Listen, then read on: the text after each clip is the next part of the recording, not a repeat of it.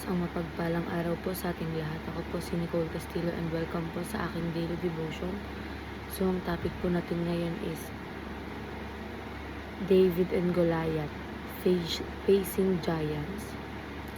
So, ayun po sa 1 Samuel verse 17,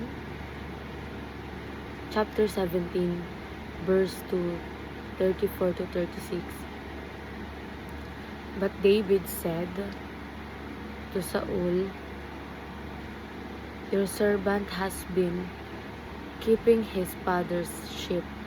When a lion or a bear came and carried off a sheep from the flock, I went after it, struck it, and rescued the sheep from its mouth. When it turned on me, I seized it by its hair, struck, and killed it. Your servant has killed both the lion and the bear. This uncircumcised Philistine will be like one of them because he has defied the armies of the living God." So, ayon po sa ating katuruan, sinasabi po ito na God trains His people in hidden places.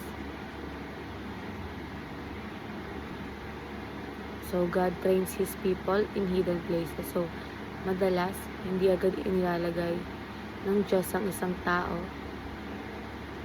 sa spotlight. He first prepares them in hidden seasons, mga panahon na walang nakakakita, tahimik at puno ng proseso. Dito hinuhubog ang character, faith at obedience